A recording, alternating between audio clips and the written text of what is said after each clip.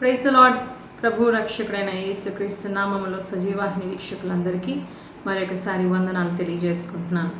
ఈ యొక్క women's power up కార్యక్రమంలో 10 days ఫాస్టింగ్ ప్రేయర్లో ఉన్నాము మనము. మరి ఈ 10 days కూడా దేవుడు మనతో ఎన్నో విధమైన మాటల ద్వారా మనల్ని బలపరుస్తున్నాను నమ్ముచున్నాము. ముఖ్యంగా ఈ 10 days మనము దేవుని సన్నిధిలో ఎక్కువ సమయం మరి గడుపుటకు దేవుడిచ్చిన ఈ కృపని బట్టి దేవునికి స్తుతులు చెల్లిస్తాం. అలాగే ఇది ఒక ప్రిపేర్డ్నెస్, ఇది it's time for preparedness to see the glory of God. So దేవుడు లాస్ట్ ఒక 10 days ఎలాగైతే తన శిష్యుల్ని దేవుడు సిద్ధపరిచారో అలాగే మనల్ని మనము ఇప్పుడు దేవుని వాక్యము ద్వారా దేవుడు మనల్ని సిద్ధపరుస్తూ వస్తున్నారనమాట. ఆయన మన కొరకు చేయబోతున్న గొప్ప త్యాగాన్ని మనము చూడుటకు, ముఖ్యంగా దానిలో ఆయన ఉద్దేశాన్ని మనం తెలుసుకొనుటకు, మరి ఆయన ఆ ఒక మహిమని మనము చూడుటకు, మనల్ని మనం సిద్ధపరచుకోవడానికి ఈ 10 రోజులు ఒక ఉన్నతమైన సమయమై ఉన్నది. కాబట్టి మనం ఏమాత్రం ఆలస్యం చేయకుండా ఈరోజు దేవుని వాక్యాన్ని వినే ముందు మన హృదయాల్ని సిద్ధపరచుకుంటూ ప్రార్థన చేసుకుందాం. మహాపరిశుద్ధుడా, జీవం గల తండ్రి, పరలోకపు రాజా, తండ్రి, ఇంతవరకు నాయన మమ్మల్ని నీ యొక్క మహా కృపలో స్వామి భద్రపరిచి నడిపించినందుకే మీకు స్తోత్రం చెల్లిస్తున్నాం స్వామి. దేవా, ఇచ్చిన ఈ రోజుని బట్టి నీకు స్తోత్రం తండ్రి. ఈరోజు ప్రభానైనా ముఖ్యంగా నాయన దేవా, నేను శుభ శుక్రవారం స్వామి. దేవా, మీరు మా కొరకునైనా దేవానైనా మీరు మా కొరకునైనా తన ప్రాణములు తననైనా ఆ కల్వరి సిల్వలో తననైనా అర్పించారు నాయన. దేవా, మేము చేసిన పాపముల నిమిత్తం స్వామి మా శిక్షను తప్పించుటకు ప్రభా మీరు ప్రభా ఈరోజునైనా ఈ యొక్క కల్వరి సిల్వలో స్వామినైనా ప్రాణమును మీరు అర్పించి ఉన్నారు ప్రభా. అందుని బట్టి మిమ్మల్ని స్తుతిస్తున్నాము తండ్రి. త్యాగాన్ని మేము స్మరిస్తున్నాము తండ్రి. మీకు కోటి స్తోత్రములు చెల్లిస్తున్నాము. సర్వశక్తుడా, ముఖ్యంగా ఈ రోజుని ప్రభా మీరు ఆస్వాదించండి. ఈ వాక్యాన్ని ప్రభా మేము వినుటకునైనా తండ్రి మా హృదయాన్ని సిద్ధపరచండి. వాటిని హృదయంలో తీసుకొనుటకునైనా ఒక సిద్ధపాటుని మాకు మీరు దయచేసినైనా ఈరోజు మీ ఆత్మ నడిపింపుతో మమ్మల్ని నడిపించమని యేసయ్య అతి పరిశుద్ధ నామములో ప్రార్థించి వేడుకొంటున్నాం తండ్రి. ఆమేన్. ఈరోజు వాక్య భాగ్యంకి వెళ్దాం. సో మొదటిగా మత్తాయి రాసిన సువార్త 26వ అధ్యాయము 6 నుంచి 13 వరకు చదువుకుందాం. మత్తాయి రాసిన సువార్త 26వ అధ్యాయం 6 నుంచి 13 వరకు చదువుకుందాం. యేసు బెతనియలో కుష్ఠరోగి అయిన సీమోను ఇంట ఉన్నప్పుడు ఒక స్త్రీ మిక్కిలి విలువ గల అత్తర బుడ్డి తీసుకొని ఆయన వద్దకు వచ్చి ఆయన భోజనమునకు కూర్చుండగా దానిని ఆయన తల మీద పోసెను. శిష్యులు చూచి కోపపడి, ఈ నష్టం ఎందుకు? దీనిని గొప్ప వెలకు అమ్మి బీదలకు ఇయ్యవచ్చునే అనిది. యేసు ఆ సంగతి తెలుసుకొని, ఈ స్త్రీ నా విషయమై మంచి కార్యము చేసెను. ఈమెను మీరేలా తొందర పెట్టుచున్నారు? బీదలు ఎల్లప్పుడూ మీతో కూడా ఉన్నారు, కానీ నేనెల్లప్పుడూ మీతో కూడా ఉండను. ఈమె ఈ అత్తరు నా శరీరము మీద పోసి నా భూస్థాపన నిమిత్తము దీనిని చేసెను అని దేవుని వాక్యం ఇక్కడ సెలవిస్తుంది. ఈరోజు మనము చూడబోతున్న అంశం ఏమిటంటే, మొట్టమొదటిగా యేసు పాదాల చెంత పరిమళము. యేసు పాదాల చెంత పరిమళము. సో ఈ యొక్క వాక్య భాగంలో మనం చూసామంటే, బెతనియలో ఒక స్త్రీ ఏం చేస్తుందంటే, యేసు అక్కడ తన శిష్యులతో పాటు ఒకరింట్లో ఉన్నారనమాట. కుష్ఠరోగి అయిన సీమోన్ ఇంట్లో ఉన్నప్పుడు సో ఆయన బీదల గురించి చెప్తూ ఉన్నారు. సో మీరు బీదలకి ఎలా సేవ చేయగలరు? సో బీదలు మీ జోలికి ఎలా మీ దగ్గరికి ఎలా వస్తారు?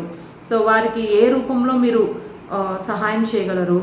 అలాగే వారికి సహాయం చేసినప్పుడు మీరు నాకు సహాయం చేసినట్టు అవుతుంది అన్నట్టు అదే ఉద్దేశంతో దేవుడు అక్కడ మాట్లాడుతూ ఉండగానే ఒక స్త్రీ ఏమవుతుందంటే, అక్కడ బెతనియాలో ఒక స్త్రీ, ఆ బెతనియా అనే ఊరిలో ఒక స్త్రీ తను మరియా అనే తను అక్కడికి వస్తుందన్నమాట.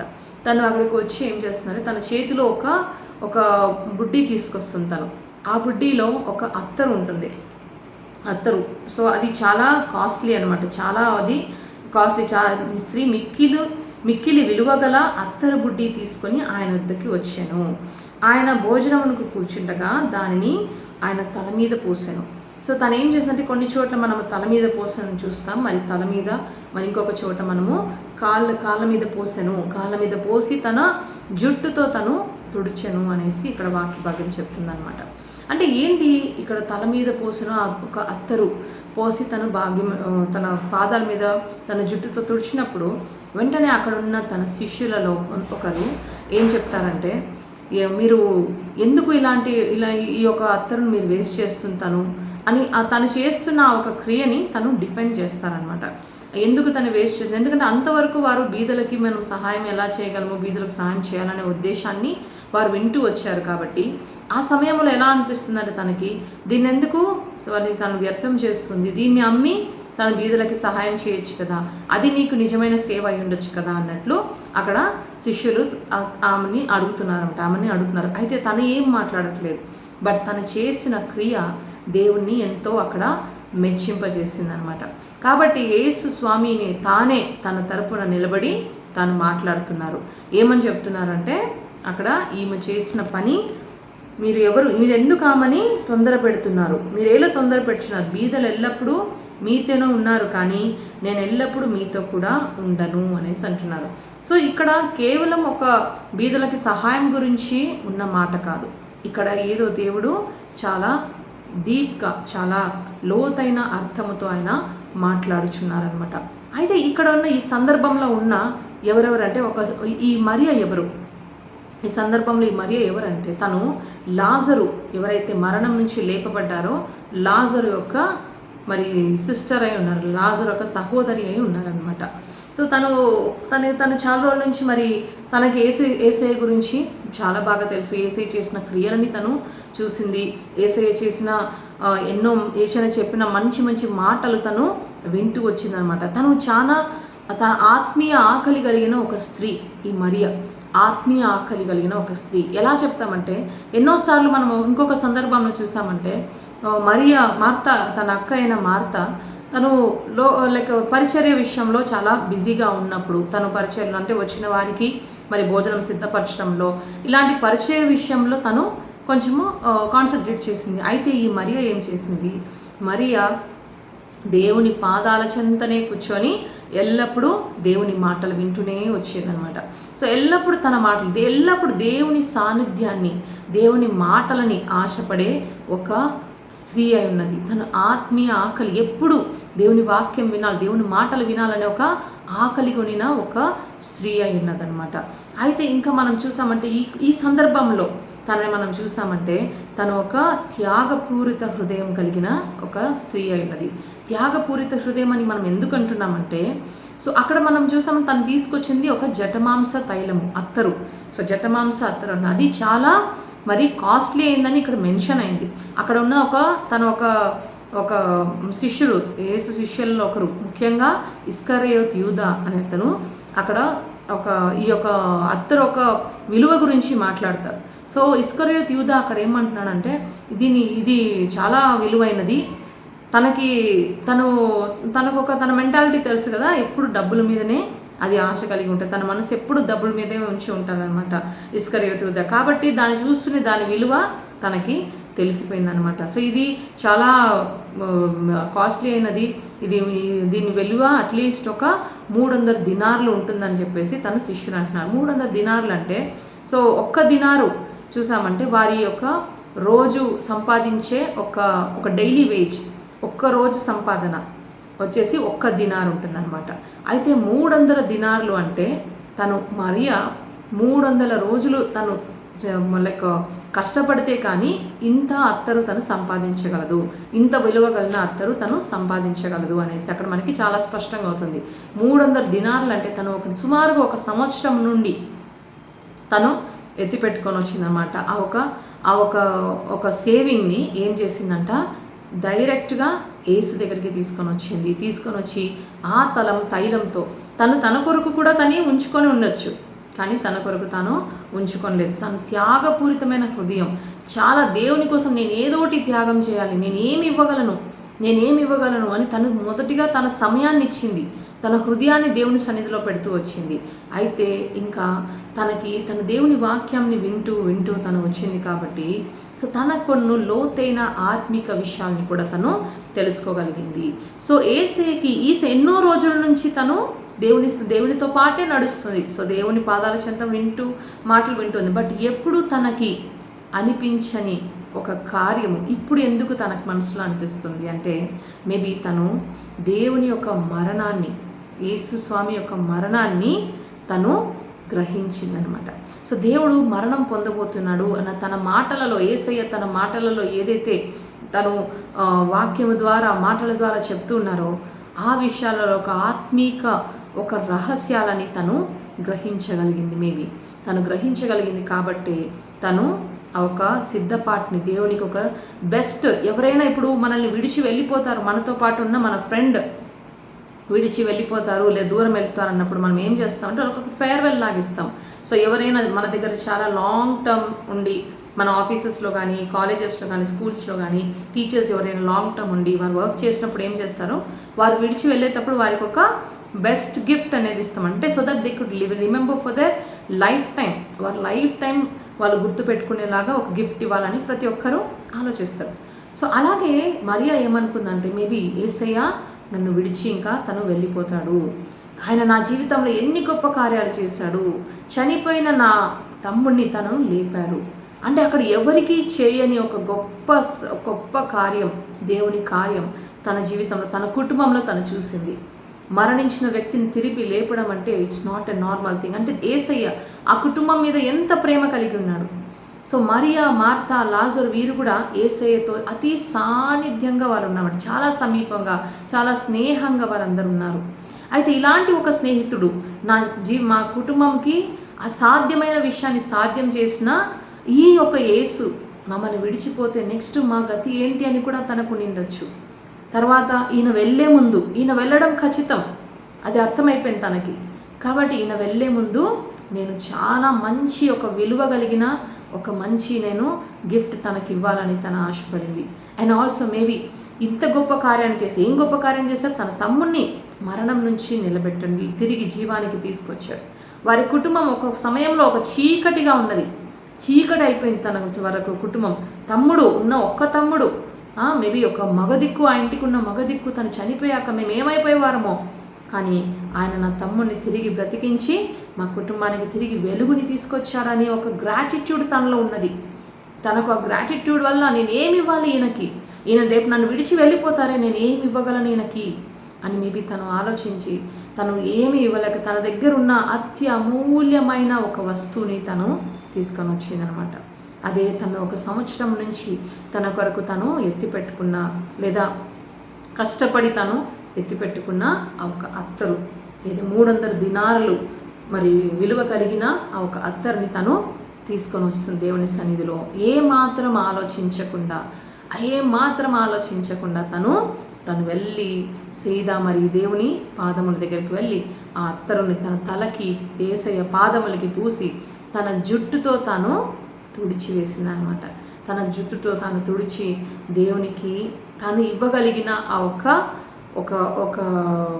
ఒక గ్రాటిట్యూడ్, యాక్ట్ ఆఫ్ గ్రాటిట్యూడ్ని తను చూపించగలిగింది. సో ఎందుకంటే తను ఆల్రెడీ ఒక ఆత్మీయ ఆకలి కలిగింది. తను ఆ ఒక వస్తువులకి తను విలువ ఇవ్వలేదు. తను ఏది ప్రామాణికంగా గుర్తించిందంటే, సో ఏది కూడా ఈ లోకంలో ఈ యేసయ్య కన్నా విలువైనది ఇంకా ఏది కూడా లోకంలో లేదని తను గ్రహించిందనమాట. కాబట్టి తనను సైలెంట్ వర్షిపర్ అని చెప్పచ్చు మనము. ఈమెని ఒక సైలెంట్ వర్షిపర్గా మనము చెప్పచ్చు. ఎందుకంటే ఆమె వర్షిప్ చేసిన మనసులో దేవుని వర్షిప్ చేస్తూ దాన్ని అట్ లాస్ట్ ఆయన వెళ్ళే ముందు దాన్ని నేను ఎలాగైనా ఆయనకు తెలియచేయాలి. అన్ని రోజులు తను సైలెంట్గా యేసయ్య మాటలు వింటూ, సైలెంట్గా ఇన్స్పైర్ అవుతూ, సైలెంట్గా వర్షిప్ చేస్తూ ఉందేమో. బట్ తనకు తెలిసింది ఇది ఒక సమయం వచ్చింది, ఇంకా యేసు మాతో ఉండడు, నెక్స్ట్ నేను తనకు ఎలా చూపించాలి, నా దగ్గర ఉన్న బెస్ట్ని నేను ఎలా చూపించాలి అని మేబీ తను ఈ సమయాన్ని ఉపయోగించుకుందనమాట. ఇది ఒక సందర్భాన్ని తను ఉపయోగించుకుంది. తన ఒక పూర్ణ హృదయంతో ఆమె ఆరాధించింది దేవుణ్ణి. అక్కడ తన ఒక వర్షిప్, తన బెస్ట్ ఇచ్చిందనమాట తనకి, యేసయ్యకి. సో ఇలా చేసింది తను. సో తన ఒక త్యాగపూరితమైన హృదయం కలిగిన స్త్రీ, అలాగే ఆత్మీయ ఆకలి కలిగిన స్త్రీ, తన ఒక ముందస్తు గ్రహింపు కలిగిన స్త్రీ అయి ఉంటుంది. ఇక్కడ ఏంటంటే అదే యేసయ్య నెక్స్ట్ మరణించబోతున్నాడని మేబీ తను సిద్ధపడి దేవుణ్ణి మరి దేవుడు అక్కడ అంటున్నాడు అనమాట. తన హృదయం ఒక మాట తను చెప్పుకోలేకపోయింది అక్కడ. కానీ యేసయ్య తన తరపు నిలబడి ఏమని చెప్తున్నాడంటే, ఈవిడ నా సమాధికి ఈమె నా అత్తరు నా శరీరం మీద పోసి నా భూస్థాపన నిమిత్తము దీనిని చేశాను, నా భూస్థాపన నిమిత్తము దీన్ని చేశాను. యేసయ్యకు అక్కడ చాలా సంతోషం కలుగుతుంది. అట్లీస్ట్ ఒక స్త్రీ నేను చెప్పిన మాటల్లో నా ఒక ముందు ఏం జరగబోతుందని నేను ఎంత చెప్పినా కూడా కొంతమందికి అర్థం కాలేదు. కానీ ఈ స్త్రీ మంచిగా అర్థం చేసుకొని నేను మరణించబోతున్నాను, నా మరణం దేని కొరకు, నా మరణం ఎలా ఉండబోతుంది, నేను మరణించబోతున్నాను అనే ఒక ఉద్దేశాన్ని ఈ స్త్రీ తెలుసుకుందని దేవుడు ఎంతో అక్కడ యేసయ్య సంతోషపడ్డాడు. కాబట్టి తన తరపున తను నిలబడ్డాడనమాట. తన తరపున తను నిలబడ్డాడు. సో ఇక్కడ చూసామంటే మనము ఈ స్త్రీ ద్వారా మనం తెలుసుకోవాల్సింది. ఇలాగే చాలామంది మరి యేసు పాదాలని మరి కడిగారనమాట. మన బైబిల్లో మనం చూసామంటే చాలామంది ఒకరి పాదాలు ఒకరు కడిగారు. మొట్టమొదటిగా మనం చూసామంటే మన యేసయ్య తన శిష్యుల పాదాలని కూడా తను కడిగాడు.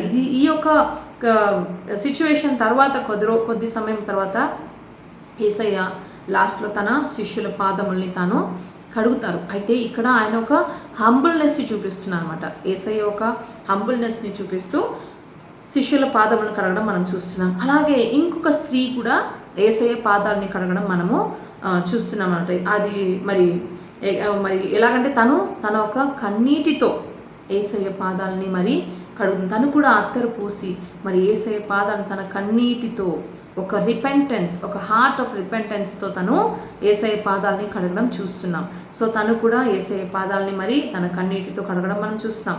అయితే ఇదంతా ఎప్పుడు జరిగిందంటే, ఇది ఎప్పుడు జరిగింది? ఈ సిన్ఫుల్ ఉమెన్ ఎవరైతే ఈ స్త్రీ సిన్ఫుల్ ఉమెన్ ఎవరైతే తన కన్నీటితో పాదములను యేసు పాదాలను కడిగిందో ఆ స్త్రీ, ఈ ఇన్సిడెంట్ ఎప్పుడు జరుగుతుందంటే యేసయ్య మినిస్ట్రీ కొత్తగా స్టార్ట్ అయినప్పుడు. సో ఎర్లీ మినిస్ట్రీలో అంటే నియర్లీ 1 year ఆయన మినిస్ట్రీకి వచ్చాక ఒక 1 year నియర్లీ ఆ టైంలో ఈ స్త్రీ అనేది తను కడుగుతుంది. అయితే తను కడుగుతున్నది ఎందుకంటే తన ఒక రిపెంటెన్స్ని చూపించడానికి, తను చూపించడానికి తన జీవితం అక్కడ మార్చబడుతుంది. అక్కడ ఎంతోమంది తన చుట్టూ ఉన్న అక్కడున్న ఫారిసీయులు మరి దేవుణ్ణి ఎన్నో మాటలు మాట్లాడారు. అయితే దేవుడు అప్పుడు కూడా ఈ స్త్రీ ఒక రిపెంటెన్స్ని ఆయన గ్రహించారు. కాబట్టి ఆయన ఒక రిపెంటెన్స్కి మనం ఇవ్వాల్సిన ఒక విలువని ఆ సందర్భంలో తెలియజేస్తున్నారు. సో అక్కడ ఆ స్త్రీ కూడా అక్కడ కడగడం మనం చూస్తున్నాం. అయితే ఈ యొక్క బెతనియా స్త్రీ ఎవరైతే ఈ బెతనియా స్త్రీ యేసు పాదాలను కడిగిందో తను ఎప్పుడంటే జస్ట్ 6 days బిఫోర్ క్రూసిఫిక్షన్ తను కడగడం మనం చూస్తున్నాం. 6 days బిఫోర్ క్రూసిఫిక్షన్ అంటే యేసు సిలువకి వేయబడే ఒక వారం లోపలే ఈ యొక్క సందర్భం అనేది జరుగుతుంది. కాబట్టి మనము we can confirm that Mariya ఇక్కడ సో యేసు ఒక సిలువ మరణం గురించి తను అర్థం చేసుకుంది. యేసు మనల్ని విడిచి వెళ్ళిపోతాడు, ఒక మరణాన్ని పొందబోతున్నాడు అనే విషయాన్ని అర్థం చేసుకొని తను ఆత్మీకంగా కూడా తను తెలుసుకున్న విషయాన్ని దేవునికి తెలియజేస్తుంది. అవును దేవా, నువ్వు మరణించబోతున్నావు, మా కొరకు మరణించబోతున్నావు. తను అంగీకరించని ఈయన నిజమైన దేవుడు, ఈయన నిజంగా మమ్మల్ని విడిపించడానికే వచ్చాడు అనేసి విషయాన్ని తను గ్రహించింది. సో ఒకరు మన కోసం, మన సహాయం కొరకు, మన పాపపు జీవితాన్ని మార్చివేయడానికి, మనల్ని చీకటి నుంచి వెలుగుకి నడిపించగలిగే శక్తి ఉన్న ఒక మనిషి మనతో పాటు ఉన్న రోజులు మనకు చాలా గొప్పగా ఫీల్ అవుతాం మనం.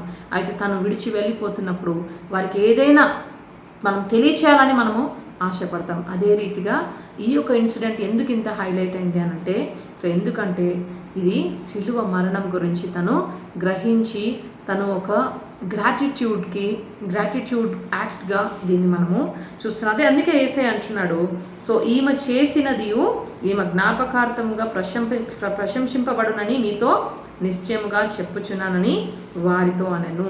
అలాగే మనము మార్కు సువార్త 14వ అధ్యాయం 3వ వచనంలో చూసామంటే ఇదే సిచ్యువేషన్ ఉంటుంది. సో అక్కడ 5వ వచనంలో చూసామంటే 14వ అధ్యాయం 5వ వచనము, ఈ అత్తరు 300 దేనారుల కంటే ఎక్కువ వెలగమ్మి బీదలకు ఇయ్యవచ్చునని చెప్పి ఆమెను గూర్చి సనుగుకొనురి. అందుకు యేసు ఇట్లనెను, ఈమె జోలికి పోకుడి, ఈమెను ఎందుకు తొందర పెట్టుచున్నారు, ఈమె నా ఎడలను మంచి కార్యము చేసెను, బీదలు ఎల్లప్పుడు మీతో ఉండును. అలాగే 8వ వచనంలో చూసామంటే ఈమె తన శక్తి కొలది చేసి నా భూస్థాపన నిమిత్తం నా శరీరమును ముందుగా అభిషేకించను అని అద్భుతమైన మాట మాట్లాడుతున్నాడు దేవుడు. ఏంటి, యేసయ్యని తను అభిషేకించిందా? యేసయ్యను అభిషేకించి, అసలు అభిషేకం అనేది ఎప్పుడు జరుగుతుంది? మనం సమూయేలు గురించి తెలుసు కదా. సో సమూయేలు గురించి తెలుసు. సౌలు వద్దని సౌలుని రిజెక్ట్ చేయాల్సిన సమయం వచ్చినప్పుడు సో సౌలుని రీప్లేస్ చేయడానికి దావీదుని సమూయేలు ఏం చేస్తాడంటే నూనె తీసుకొచ్చి నూనె దావీదు తల మీద పోసి అభిషేకిస్తారు. సో అభిషేకించిన తర్వాతే దావీదు మీద దేవుని ఒక హస్తం ఉంటుంది. అటు తర్వాత దావీదు జీవితంలో జరుగుతున్నవన్నీ కూడా అవి గొప్ప కార్యములే, అసాధ్యమైన కార్యములే తన ఒక జీవితంలో జరుగుతూ వచ్చాయన్నమాట. అంటే ఒక గొప్ప కార్యములు ఒకరు హెచ్చింపబడే సమయం వచ్చినప్పుడు వచ్చే ముందు అభిషేకింపబడతారనమాట. సో అభిషేకింపబడ్డాకే దేవుడు వారిని వాడుకోవడం ప్రారంభిస్తాడు. ఇక్కడ యేసయ్య అంతవరకు ఏంటి, సిలువలో వేయబడే వరకు కూడా ఆయన ఒక సాధారణమైన మనిషి. దావీదు ఎలా సాధారణమైన మనిషిగా ఉన్నాడో యేసయ్య కూడా ఈ భూలోకంలో అలాగే సాధారణమైన మనిషిగా ఉన్నాడు. దావీదు అభిషేకింపబడ్డాక తను ఎలాగైతే గొప్ప కార్యానికి దావీదు వాడబడ్డాడో, గొప్ప కార్యాలు అవన్నీ కూడా అలాగే యేసయ్య ఈ ఒక గొప్ప కార్యము ఇటు తర్వాత ఈ యొక్క ఆ స్త్రీ తనకి యేసయ్యకి మరి ఆ ఒక నూనె పూసిన తర్వాత జరిగిన కార్యములన్నీ కూడా గొప్ప కార్యాలే. ఎందుకు గొప్ప కార్యాలు అంటే అవి మనందరికీ విడుదలనిచ్చే కార్యము, మనల్ని విమోచించే ఒక కార్యం అక్కడ జరుగుతుంది. సో యేసయ్య మొత్తం లోక మానవాళి అందరికీనూ గొప్ప విడుదల ఇవ్వబోతున్నాడు అనమాట అటు తర్వాత. కాబట్టి ఈ యొక్క గొప్ప కార్యం మానవాళికి సకల మానవాళికి ఆయన అక్కడ విడుదల ఇవ్వబోతున్నాడు. సకల మానవాళిని ఆయన రక్షించబోతున్నాడు అనమాట. ఇది గొప్ప కార్యమే కదండి. మరి నీకు నాకు ఆ రోజే రక్షణ ఇవ్వబోతున్నాడు. రాబోతున్న అక్కడున్న మానవాళికి మాత్రమే కాదు, రాబోతున్న జనరేషన్స్కి ఆయన గొప్ప కార్యం చేయబోతున్నాడు అనమాట. ఆయనను గొప్పగా దేవుడు వాడుకోబోతున్నాడు. కాబట్టి ఇది అభిషేకించడానికి తను ఈ యొక్క అత్తరు వాడిందని చెప్పేసి దేవుడు గొప్పగా మాట్లాడుతుంది. ఈ సందర్భం ఎందుకు ఇంత హైలైట్ అవుతుంది? ఎంతోమంది దేవుని పాదములు కడిగారు, అత్తరు పూశారు. కానీ ఈ సందర్భం మాత్రం ఎందుకంటే ఇది ఒక ఆత్మిక రహస్యం ఏంటంటే ఆయన శరీరమును ముందుగా అభిషేకించింది. సో యేసయ్య శరీరమును అభిషేకించింది.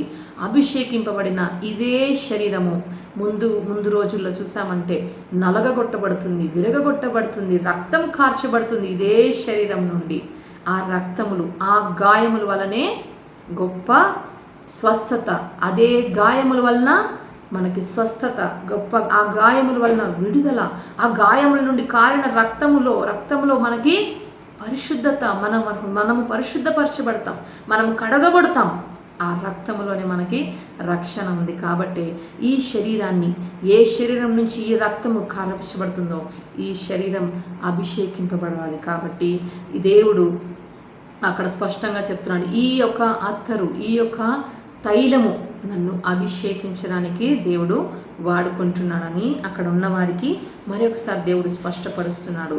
సో నిజంగా మార్త చేసిన ఈ యొక్క యాక్ట్ ఎంత అక్కడున్న వారందరికీ కూడా నిజంగా ఇదొక మేల్కొల్పు కలిగించేది. అంటే నిజంగా ఇది ఒక దేవుడు, ఈయన మనుష్య కుమారుడు, దేవుని కుమారుడు, మరి మనుష్య రూపంలో ఉన్నాడు, ఆయన మరణించబోతున్నాడు, సిలువలో వేయబడుతున్నాడు అనే ఒక దానికి గొప్ప ఒక హింట్, ఒక వార్నింగ్ సైన్ కాదు, ఒక హింట్ అని మనము చెప్పచ్చు అనమాట. సో ఇది ఈ సందర్భం ద్వారా మనము ఇది ఒకటి తెలుసుకుంటున్నాము. అలాగే మనం అక్కడ ఉంటున్న వారు మరి ఒక ముఖ్యంగా అనాయింట్మెంట్ గురించి మరి దేవుడు ఇక్కడ ముఖ్యంగా మాట్లాడుతున్నాడు. సో ఇక్కడ మరి మన ముగ్గురు క్యారెక్టర్స్ చూస్తున్నాం. మరియ గురించి మనం తెలుసుకుంటున్నాం. సో మరియ తెచ్చిన అత్తరు గురించి అక్కడ మాట్లాడవలసిన పరిస్థితి వచ్చింది. ఆ అత్తరులో మనం స్పెషల్ ఏంటని చూస్తాం. అత్తరు అక్కడ అలాగే మనం చూసామంటే అక్కడ తను అత్తరు వేయగానే ఆ రూమ్ అంతా కూడా అక్కడ స్ప్రెడ్ అయిందండి. యోహాను సువార్త 12వ అధ్యాయము 3వ వచనం చూసుకుందాం ఒకసారి. యోహాను సువార్త 12వ అధ్యాయము 3వ వచనంలో చూసామంటే, అప్పుడు మరియు మిక్కిలి విలువగల జటమాంస అత్తరు ఒక సేరునర ఎత్తుకొని యేసు పాదములకు పూసి తన వెంట్రుకలతో ఆయన పాదములు తుడిచెను. ఇల్లు ఆ అత్తరు వాసనతో నిండెను. ఆయన శిష్యులలో ఒకడు అనగా ఆయనను అప్పగింపనైన ఇస్కరియోతు యూదా ఈ అత్తరెందుకు 300 దేనారులకు అమ్మి వీధులకు ఇయ్యలేదని ఆయన అంటున్నాడు అనమాట. సో ఇక్కడ ఏమైందంట, ఇల్లంతా కూడా ఆ అత్తరు వాసనతో నిండెను అని ఇక్కడ మనము యోహాను సువార్తలో చూస్తున్నాం. సో ఇల్లంతా అత్తరు వాసనతో, సో తనకి ఉన్న ఆ ఒక టాలెంట్ తను తీసుకొని వచ్చింది. సో ఆ ఒక అత్తరు వాసన, సో అత్తరు వాసన అంటే ఒక పరిమళం, అక్కడ మంచి పరిమళమే ఆ రూమ్ అంతా కూడా నిండుకుందనమాట. తను చూపిస్తున్న ఆ ప్రేమ, దేవుని పట్ల ఆ ప్రేమ, అక్కడ మనం అత్తరు వాసన అనే దానికన్నా అత్తరు దేనికి అక్కడ సాదృశ్యంగా ఉందంటే తను యేసయ్య పట్ల ఉంచుకున్న ఆ ప్రేమని తను ఆ అత్తరు ద్వారా తను తెలియజేసింది.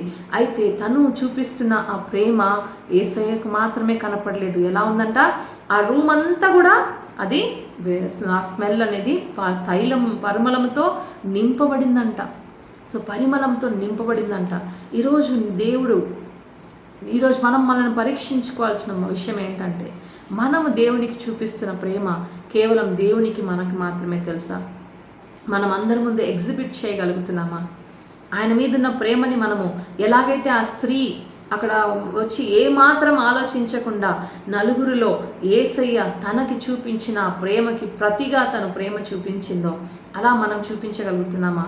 మనం ఈ 40 రోజులు ఉపవాసాలు ఉంటూ కూడా ఈ యొక్క మరి ఎన్నో విషయాలు మనం తెలుసుకున్నాం. సో దేవుని మనం ఎలాగ అందరి ముందు అంగీకరించాలి అనేసి. అండ్ ముఖ్యంగా స్త్రీలు, దేవుడు స్త్రీలకి ఒక విశేషమైన ధైర్యాన్ని ఇచ్చి ఉంటాడనమాట. సో తను మనసుకు అనుకుంటే ఏమైనా చేయగలదు.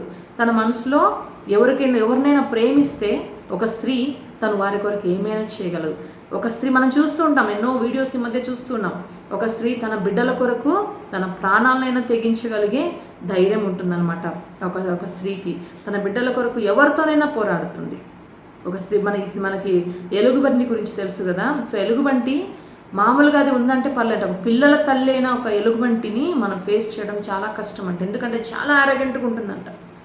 అది చాలా ఆరోగ్యంగా ఉంటుంది. తన బిడ్డల్ని ఎవరైనా ఏమైనా చేసేస్తారేమో అనే భయంతో తను ఎవరు ముందు వచ్చినా ఏమాత్రం ఆలోచించుకున్నది ఫైట్ చేస్తుందంట. చాలా ఫెరోషియస్గా ఉంటుంది. దాని ముందు వెళ్ళడానికి మనము భయపడతాం. సో అలా ఎందుకంటే ఒక స్త్రీకి కూడా ఇదే ఒక ప్రేమని దేవుడు నింపి ఉన్నాడు. ఒక ప్రేమ, ఎలాంటి ప్రేమ అంటే ఎవరినైనా ఒక స్త్రీ ప్రేమించిందంటే వారి కొరకు ఏమైనా చేయడానికి మనము సిద్ధంగా, ఒక స్త్రీ అనేది సిద్ధంగా ఉంటుందన్నమాట. అయితే ఇక్కడ ఈ స్త్రీ తన ప్రేమని ఇలా వ్యక్తపరుస్తుంది. అయితే ఈరోజు నువ్వు కూడా ఒక స్త్రీగా నీ ఒక కుటుంబంలో నువ్వు బలమైన ఒక మనిషివి, నువ్వు ఒక స్పెషల్ పర్సన్వి. ఈరోజు నువ్వు ఒక స్పెషల్ పర్సన్వి. అయితే నీ ప్రేమని, నువ్వు దేవుని ప్రేమని ఎలా ప్రకటిస్తున్నావు? నువ్వు దేవుని పట్ల చూపిస్తున్న ప్రేమ సువాసన నీకు దేవునికి మాత్రమే తెలుస్తుందా? లేదా ఈ అత్తరు ఎలాగైతే రూమ్ అంతా కూడా మరి నింపబడిందో అలాగే నీ ప్రేమని, నువ్వు దేవుని పట్ల ఉంచిన ప్రేమని నువ్వు కుటుంబం అంతా కూడా నింపుతున్నావా? కుటుంబంలో ప్రతి ఒక్కరిలో ఈ యొక్క పరిమళ వాసనని నువ్వు నింపాలని ఆశపడుతున్నావా? సో ఈరోజు మనము ఒకసారి మనం పరీక్షించుకోవాలి. సో నీవు మాత్రమే ప్రార్థనలో ఉంటే సరిపోదు కదా. సో నీవు మాత్రమే దేవుని సన్నిధిలో ఉంటే సరిపోదు. నీ ప్రేమని నువ్వు దేవుని పట్ల వ్యక్తపరిచే ఈ ప్రేమ నువ్వు అందరి పట్ల కూడా మనము వ్యక్తపరచాలి. మరి ఇక్కడ యేసుకి మాత్రమే అత్తరు పోసింది, కానీ ఆ ఫ్రాగ్రెన్స్ అది అందరి మీద వచ్చేసింది అనమాట. అందరికీ వచ్చింది ఆ ఫ్రాగ్రెన్స్. ఇలాగే ప్రేమ అనే ఫ్రాగ్రెన్స్ని నీవు అందరికీ చూపించాలి. నీ కుటుంబస్తుల్లో, నీ యొక్క కుటుంబం బయట, నీ సొసైటీలో, నీ రక్త సంబంధికులలో. కొంతమందికి సరిపోరు, కానీ తను అక్కడ నిలబడింది. అక్కడ యేసయ్యకు సరిపోని వారు ఇస్కరియోతు యూదా లేచి నిలబడి మాట్లాడుతున్నాడు, వ్యతిరేకంగా మాట్లాడుతున్నాడు. కానీ ఆ పరిమళ తైలము, ఆ పరిమళ సువాసన ఆయన వరకు వెళ్లకుండా ఉన్నదా? లేదు, తప్పకుండా ఆయన వరకు కూడా, ఇస్కరియోతు యూదాకు కూడా ఆ స్మెల్ వచ్చింది, సువాసన అనేది వచ్చిందనమాట. ఆ పరిమళం అనేది తనకు కూడా తగిలింది. కాబట్టి ఇక్కడ ఏం మనకు అర్థం చేసుకోవాలంటే, ఈ ఒక ఫ్రాగ్రెన్స్ ఎలాగైతే అక్కడున్న వారందరినీ తాకిందో అలాగే నీలో ఉన్న దేవుని ప్రేమ నీ కుటుంబం అందరిలో నువ్వు చూపించాలి. అదే ప్రేమ అందరికీ చూపించాలి. యేసయ్యని నువ్వు ఎలా ప్రేమిస్తున్నావో నువ్వు అలాగే అందరినీ ప్రేమించాలి. సో వారు నీకు ఏమైనా విరోధంగా నీకు మాట్లాడి ఉండొచ్చు, నిన్ను వారు గుచ్చిపెట్టచ్చు. అక్కడ నువ్వు చేస్తున్న పనిలో మరియా చేస్తున్న పనిని అంటే జడ్జ్ చేస్తున్నాడు, క్రిటిసైజ్ చేస్తున్నాడు ఇస్కరియోతు యూదా. నిన్ను కూడా నీ కుటుంబంలో అలా చేస్తున్నారా? నువ్వు దేవునికి నీ సమయం ఇస్తున్నప్పుడు, నువ్వు దేవుని కొరకు కొంచెం ఎక్కువగా ఒక అడుగు ముందు వేసినప్పుడు నిన్ను క్రిటిసైజ్ చేసేవారు నీ చుట్టూనే ఉంటారు. కానీ తను ఏమాత్రం వెనుదిరగలేదు. అయ్యో అవునా, ఇలా చేసిండొచ్చు కదా అని ఎక్కడ ఒక్క క్షణం కూడా తన మనసులో ఏమాత్రం ఆలోచించలేదు. కాబట్టి తను మౌనంగా నిలబడిపోయింది. నేను చేస్తున్నది సరి, నా దేవుని కొరకు నేను చేస్తున్నది సరి అని తను నిలబడినప్పుడు ఎవరు మాట్లాడారు తన తరపున? అక్కడ యేసయ్య తానే మాట్లాడాడు. ఇస్కరియోతు యూదాతో, వీరందరూ తన శిష్యులందరితో కూడా దేవుడు అంటున్నాడు, ఈమెను ఎందుకు మీరు హింసిస్తున్నారు? ఎందుకు ఈమెను తొందర పెడుతున్నారు? ఈమె చేసిన ఇది గొప్పది, దీంట్లో ఒక ఆత్మీక రహస్యం ఉంది, ఇది మీకు తెలియదు, కానీ రేపు మీకు ముందు రోజుల్లో మీకు తెలియబోతుంది అనమాట. తను గొప్ప సత్యాన్ని తెలుసుకుంది, తను గొప్ప రహస్యాన్ని తెలుసుకుంది. మీరు ఇది తెలుసుకోండి, మీరు ఈ రహస్యాన్ని తెలుసుకోవాలి. బీదలకు ఇవ్వడం ముఖ్యం కాదు, ఇక్కడ బీదలకు ఇవ్వడం ముఖ్యంగా, నేను మీతో ఎల్లప్పుడూ ఉండను కదా అనేసి దేవుడు అక్కడ వారి ఆత్మలని మరి ఒకసారి హెచ్చరిస్తున్నాడు అనమాట. సో ఈరోజు నీకు కూడా ఇదే ఒక అపోజిషన్ జరుగుతూ ఉంటుంది. నువ్వు యేసయ్యకి ఇస్తున్నావు కదా, మరి యేసయ్య సమయం, మరి వారిని చూసుకో, వీరిని చూసుకో, నువ్వు చేసే ఈ పని, ఈ టైంలో నువ్వు ఇంకొక పని చేసుకోవచ్చు, నువ్వు ఇంకొక ఎర్నింగ్ చేసుకోవచ్చు, నువ్వు చేసే ఈ టైమింగ్లో నువ్వు దేవుని సేవ ఏమైతే చేస్తున్నావో అది నీకు మరి నీ టైం వేస్ట్ చేస్తుంది. ఈ టైంలో నువ్వు వేరే దగ్గర జాబ్కి వెళ్ళి ఇంకొకటి నేర్చుకో, ఇంకొక కోర్స్ జాయిన్ అవ్వు. చాలామంది డైవర్ట్ చేసేవారు ఉంటారు. కానీ మనము ఎప్పుడైతే ఫర్మ్గా నిలబడతామో అప్పుడు యేసయ్య తానే వచ్చి నీ తరపున మాట్లాడతారు. ఈరోజు నువ్వు దేవుని కొరకు చేస్తున్న ఈ కార్యం వల్ల ఎందుకు చేస్తున్నావో, నువ్వు ఎందుకు చేస్తున్నావో అక్కడున్న మనుషులకు తెలియకపోవచ్చు, బట్ ముందున్న రోజుల్లో తప్పకుండా నీకు తెలుస్తుంది. కానీ నీకు సమయం ఉన్నప్పుడే, ఎలాగైతే తను ఒక ఆపర్చునిటీని వాడుకుందో, తన టాలెంట్ని, తన ఒక మనస్సుని దేవుని ముందు ఎలా విప్పి తను వచ్చి తన ప్రేమను ఎగ్జిబిట్ చేయగలిగిందో, ఈరోజు నీకు కూడా దేవుడు అంటున్నాడు, నువ్వు నీ బిజీ షెడ్యూల్లో ఉండొచ్చు, నీ కుటుంబాన్ని నువ్వు మరి ప్రేమించడంలో, నీ కుటుంబంలో ప్రేమించడం, నువ్వు కుటుంబాన్ని మరి పెంచడంలో నువ్వు బిజీగా ఉండొచ్చు. కానీ దేవుని సమయం ఉన్నప్పుడే నువ్వు దేవుని పట్ల నీ ప్రేమని చూపించు, దేవుని ప్రేమని ఇతరులకి నువ్వు తెలియచేయి. సమయం ఉన్నప్పుడే నువ్వు తెలియచేయమని దేవుడు అంటున్నాడు అనమాట. దేవుడు నిన్ను ఎప్పుడో మరి ఎలాగైతే తను అభిషేకించిందో, సో ముందు రాబోతున్న గొప్ప కార్యాన్ని బట్టి తను గ్రహించిందో, ఒక సత్యాన్ని, ఆత్మిక సత్యాన్ని తను ఎలా గ్రహించిందో, ఈరోజు ఒక స్త్రీగా నీవు కూడా మరి అలాగా ఆత్మిక సత్యాన్ని గ్రహించగలుగుతున్నావా? ఆత్మిక సత్యాన్ని మనం గ్రహించాలి. ఎందుకంటే కొన్ని సందర్భాలు ఎందుకు జరుగుతాయో తెలియదు, ఎందుకు జరుగుతున్నాయో తెలియదన్నమాట. కానీ ఆ ఒక సందర్భాల ఒక ఉద్దేశం, ఆ సందర్భంలో నువ్వు స్థిరంగా విశ్వాసంలో, ప్రార్థనలో నువ్వు ఎప్పుడైతే స్థిరంగా నిలబడతావో ముందు దాని యొక్క ఉద్దేశం అనేది తెలియజేస్తుంది. నువ్వు ఎప్పుడైతే ఒక స్థిరంగా నిలబడతావో అప్పుడు యేసయ్య తానే నీవు చేసిన ఆ త్యాగాన్ని, నువ్వు యేసయ్య కొరకు ఏదైనా త్యాగం చేస్తున్నావా, ఆ త్యాగాన్ని మనుషులు మర్చిపోయినా, మనుషులు ఆ త్యాగాన్ని ఎత్తిపొడిచినా కూడా దేవుడు మాత్రం ఎన్నడూ దాన్ని మర్చిపోడు. కాబట్టి యేసయ్య కొరకు ప్రామిస్ ఇచ్చాడు కదా, ఏమన్నాడు ఇక్కడ, ఈమె నన్ను పాతి పెట్టే వరకు, సో ఇది బీదలు ఎల్లప్పుడుందరు. అండ్ ఈమె చేస్తున్న పని ఎవరికి అంటే లోకమంతా కూడా ఎంతవరకు లోకమంతా కూడా ఈ ఒక మాట, ఎక్కడెక్కడైతే సువార్త గురించి మాట్లాడతామో అక్కడ ఈ యొక్క క్రియని, తను చేసిన క్రియని గురించి అందరూ మాట్లాడతారని చెప్పేసి దేవుడు అక్కడ తనకి చెప్తున్నాడు అనమాట. గొప్ప ప్రామిస్ అది. సో దేవుడు అక్కడ తనకి అష్యూరెన్స్ ఇస్తున్నాడు అనమాట. గొప్ప అష్యూరెన్స్ ఇచ్చి దేవుడు తనని అక్కడ గొప్ప చేస్తున్నాడు. తను ఏమాత్రం వెనదిరగలేదు దేవునికి తన మనసునివ్వడానికి, తను ఏమాత్రము మరి ఆలోచించలేదన్నమాట. సో గొప్ప మనసుతో తను అక్కడ వచ్చి ఇచ్చింది కాబట్టి, సో శాశ్వతమైన జ్ఞాపకార్థం. సో దేవుడిచ్చిన వాగ్దానం ఏంటంటే తను చేసిన ఈ క్రియకి శాశ్వతమైన జ్ఞాపకార్థాన్ని దేవుడు తనకి ప్రామిస్గా ఇస్తున్నాడు. సో ఈరోజు నువ్వు దేవుని కొరకు ఏదైతే నువ్వు మరి అపోజిషన్ ఫేస్ చేస్తున్నావు, నువ్వు నీ కుటుంబంలో స్ట్రాంగ్గా నాకు యేసయ్య కావాలి, నా సమయాన్ని నేను ఆయనకి ఇవ్వాలి, నా టాలెంట్ని నేను దేవుని కొరకు పెడతాను తప్పకుండా అనేసి నువ్వు చేస్తున్నావా? నీ స్వరంతో నువ్వు దేవుణ్ణి ఆరాధిస్తున్నావా? లేదా నువ్వు ఒక సైలెంట్ వర్షిపర్గానే ఉండిపోతున్నావా? ఏమాత్రం నువ్వు కదల్చబడకు, నీ విశ్వాసంలో కదల్చబడకు అనేసి ఈరోజు యేసయ్య ఈ యొక్క మనకి ఒక సందర్భం ద్వారా దేవుడు మనతో మాట్లాడుతున్నాడు. సో దేవుడు మనతో మాట్లాడుతున్నాడు, మనల్ని సిద్ధపరుస్తున్నాడు. ఆయన ఒక ఆత్మిక సత్యాల్ని ఈరోజు ఒక స్త్రీగా నువ్వు తెలుసుకోవాలి అనేసి దేవుడు తెలియజేస్తున్నాడు. ఏమాత్రం నో జెండర్ ఒక డిస్క్రిమినేషన్ లేదు అక్కడ, స్త్రీ పురుషుడని కాదు. ఎవరైనా కూడా దేవుని మాటలు, మరియా దేవుని సన్నిధిలో ఎక్కువ ఉంటూ దేవుని మాటలు వింటూ ఉన్నది కాబట్టి ఈ ఆత్మిక రహస్యాలు, ఆత్మిక సత్యాలను తను తెలుసుకోగలిగిందనమాట. కాబట్టి ఈరోజు నువ్వు నేను కూడా మనం చేయాల్సింది ఏంటంటే మరియలాగా ఆత్మిక ఆకలి కలిగి మనం ఉండాలి.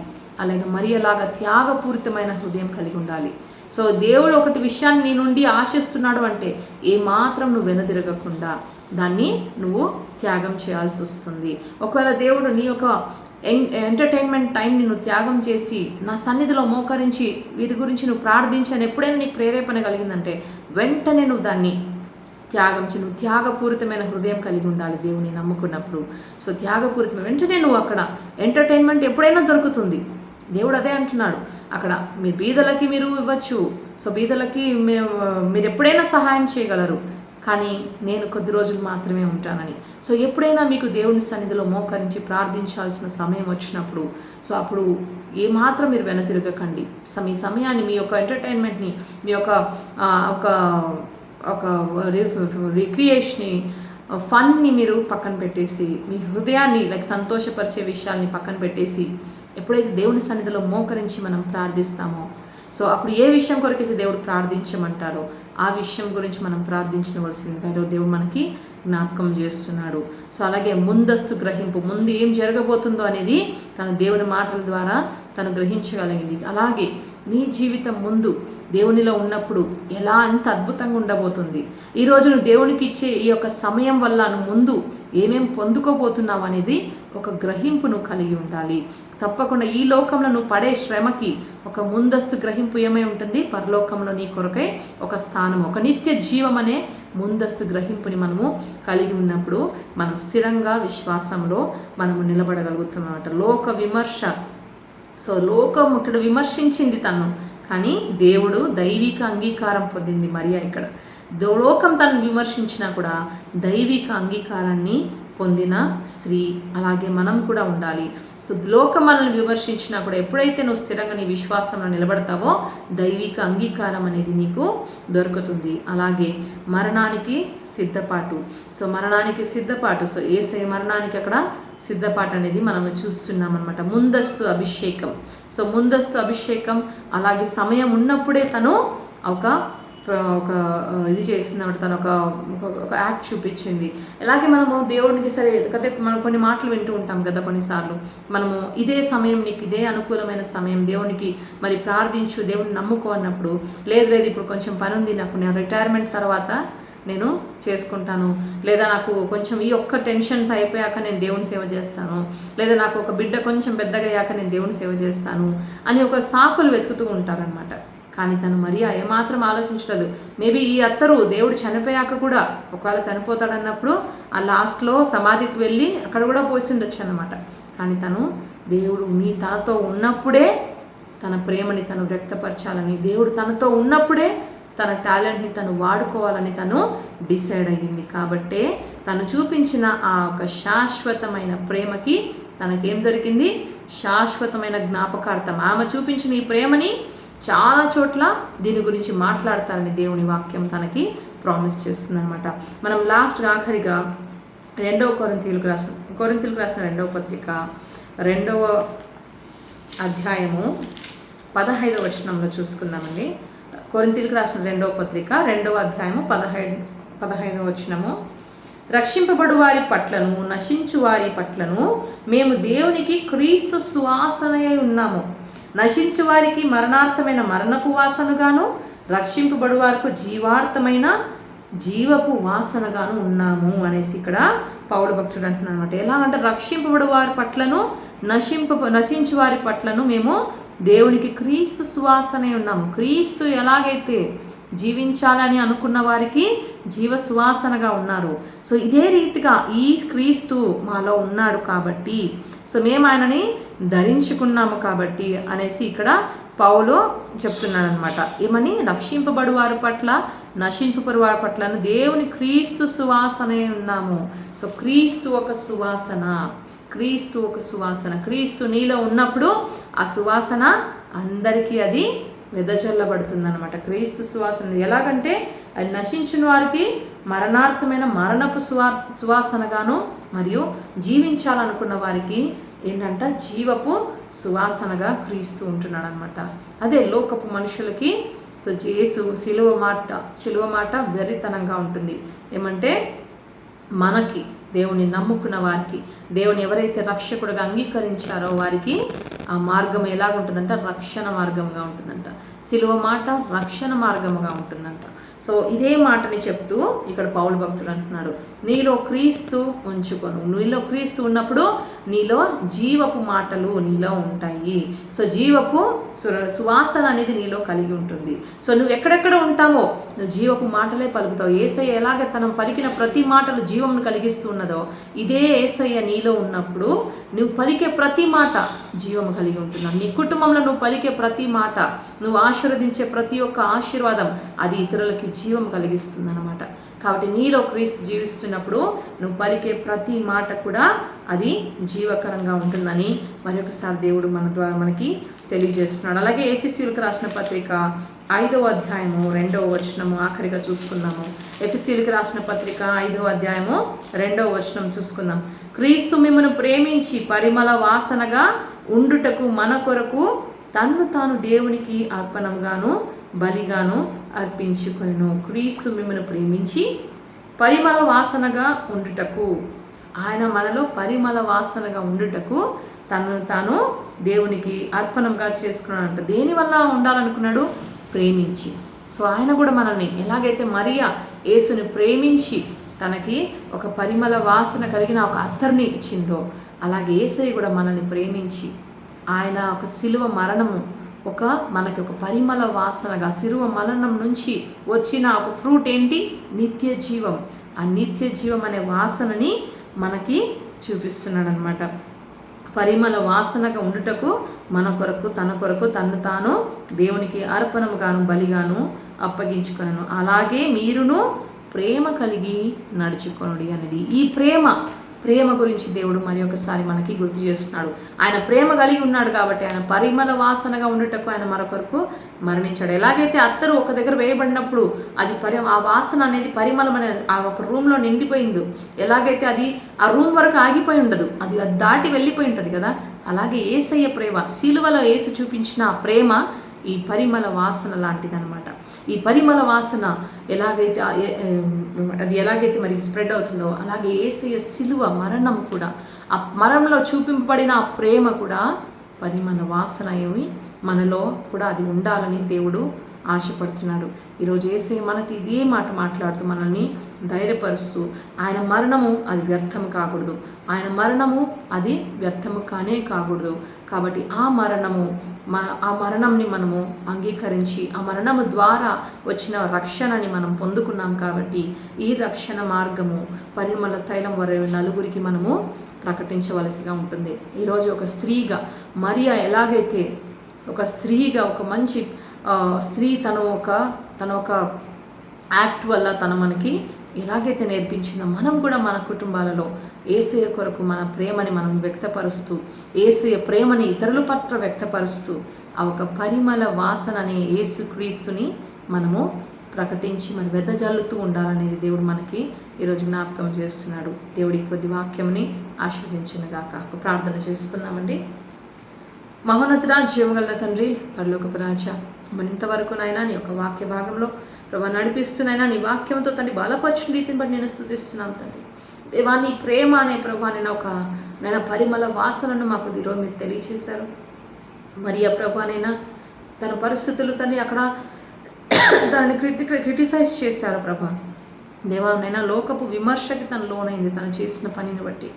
కానీ ప్రభా తను మౌనముగా స్థిరముగా తండ్రి తన విశ్వాసంలో నీ మీద ఉంచుకున్న ఆ ప్రేమని ప్రభా ప్రేమలో తను స్థిరంగా నిలబడింది కాబట్టి నీవు తనని అంగీకరించావు.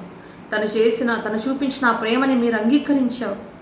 మీరు అంగీకరించి స్వామి ఈ ప్రేమ గురించి తన లోకంలో ఎక్కడెక్కడ వాక్యం ప్రకటింపబడుతుందో ఈ యొక్క ప్రేమని ప్రభా మీరు ప్రకటించమని తండ్రి నేను మీరు తనకి వాగ్దానం చేస్తున్నారు. ఈరోజు మేము మీకు చూపిస్తున్న ఈ ప్రేమని ప్రభా మీ సన్నిధిలో ప్రభానైనా ఎంతోమంది స్త్రీలు ప్రభానైనా ఈరోజు వేడుకుంటున్న మాట ఒక్కటే స్వామి, మరియకి కలిగిన అదే హృదయంతో ప్రభా నీ సన్నిధిలో వస్తున్నాం తండ్రి. అనుదినము ప్రభానైనా మేము నిన్ను ఎంత ప్రేమిస్తున్నామో ప్రభా మేము తెలియపరుస్తున్నాం స్వామి. దేవ మా ప్రేమని మీరు జ్ఞాపకం చేసుకోమని వేడుకుంటున్నాం. ఈ ప్రేమని మీరు జ్ఞాపకం చేసుకోండి. నిజంగా ప్రభా ఎంతోమంది స్త్రీలకు అందరికీ అనుకూలమైన పరిస్థితులు లేవు ప్రభా. నిన్ను నమ్ముకున్న ప్రతి స్త్రీలకి అనుకూలమైన పరిస్థితులు లేవు ప్రభా.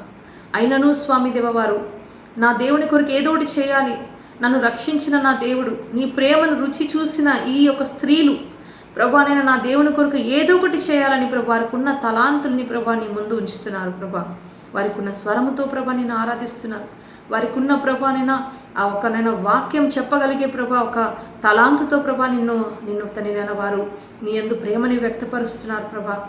నైనా వారి యందు ప్రభా నీ ప్రేమని ప్రభానైనా వారి కుటుంబస్తులకి ప్రభా చూపిస్తూ ఒక ఫర్గివ్నెస్ని ప్రభానైనా మీరు ఎలాగైతే సిలువలో మీ ప్రేమని ప్రభా ఒక క్షమాపణ ద్వారా తెలియజేశారో, ఎలాగైతే ప్రభా మీ ప్రేమని ప్రభానైనా దేవా ఆ ఒక క్షమాపణే కాదు ప్రభానైనా మీరు ఎలాగైతే సిలువ మీద తల్లి చూపించారో ఇదే సిలువ మరణాన్ని ప్రభాని ఇదే కష్టమైన మరణాన్ని ఎంతోమంది స్త్రీలు వారి కుటుంబంలో ఫేస్ చేస్తూ ఉంటారు ప్రభా. అయితే ఈ యొక్క పరిస్థితుల నుంచి విడుదల ఇవ్వగలిగే దేవుడు నువ్వు మాత్రమే స్వామి. నీవు మాత్రమే స్వామి వీరిని విడుదల చేయగలవు స్వామి. నేను దయచేసి ఇలాంటి స్త్రీలను జ్ఞాపకం చేసుకోండి. మీరు చూపిస్తున్న ఈ ప్రేమని ప్రభానైనా దేవ పబ్లిక్గా వారు వ్యక్తపరిచే పరిస్థితులు వారికి అనుగ్రహించండి. వారికి దాన్ని మీ ప్రేమని ప్రకటించుటకు నేను అడ్డుగా నిలబడిన ప్రతి ఆటంకముల్ని యేసు నామమందు ప్రభా ఈరోజు ప్రతి ఆటంకం తొలగిపోవాలి స్వామి. ప్రతి ఒక్కరునైనా మీకు ఏదో ఒకటి చేయాలని ప్రభా ఆసక్తి కలిగిన ప్రతి స్త్రీలు నైనా మీ కొరకు ముందుకు వచ్చుటకు నేను ముందడుగు వేయగలిగే ధైర్యాన్ని ప్రతి స్త్రీలలో మీరు దయచేయండి. ఎలాగైతే మీరు మరియకి చెప్పారో ప్రభా నువ్వు చేసిన ఈ కార్యమని లోకమంతా కూడా మాట్లాడుతుందని దేవా ఈరోజు మీరు ఇదే ప్రామిస్ని మేము కూడా తండ్రి తీసుకుంటున్నాం ప్రభా. మీ కొరకునైనా తండ్రి వేసిన ఒక అడుగు మీ కొరకు తండ్రినైనా గడిపిన ఒక్క క్షణం ఏది వ్యర్థం కాదని మేము నమ్ముచున్నాం తండ్రి. మీ సన్నిధిలో చేసిన ఏ ప్రార్థన వ్యర్థం కాదని ఈరోజు ప్రతి స్త్రీకి ప్రభా మీరు గుర్తు చేస్తున్న రీతిని బట్టి మిమ్మల్ని స్తుతిస్తున్నాం. మీ యొక్క కృపని తను మా మీద ఉంచి నడిపించండి. ఈ యొక్క సన్నివేశం ద్వారా ప్రభా ఇంకనూ ప్రభా మేము తండ్రి ప్రార్థనలో వాక్యంలో తను బలపరచబడి మా ఆత్మలో బలపరచబడి ప్రభా ఇంకనూ మేము నేను తను ఎక్కువగా నిన్ను తెలుసుకుంటూ మరి నీ సన్నిధిలో మీ పాదముల చెంత ఎలా కూర్చొని నీ మాటలు వింటూ ఆత్మిక సత్యాలను తెలుసుకుందో అదే రీతిగా తండ్రి మేము కూడా స్వామి ఈ రోజు నుంచి నీ సన్నిధిలో ఎక్కువగా మా సమయాన్ని నీతో గడుపుటకు నీ వాక్యమును వినుటకు గడుపుటకు నైనా సహాయం చేసి ప్రభా మేము కూడా ఆత్మిక సత్యాలను తెలుసుకొని నీ రాకడలో ప్రభా మేము సిద్ధపడడమే కాకుండా మా కుటుంబాలని కూడా ప్రభా మేము సిద్ధపరచగలిగే ఒక జ్ఞానాన్ని వివేచనని సిద్ధపాటుని మా అందరికీ మీరు దయచేయమని మీ నామాన్ని హెచ్చిస్తూ గణపరుస్తూ మహిమపరుస్తూ మమ్మల్ని మేము తగ్గించుకుంటూ యేసయ్య అతి పరిశుద్ధ నామం ప్రార్థన వేడుకొని పొందినాం తండ్రి. ఆమేన్. ఆమేన్. Praise lord.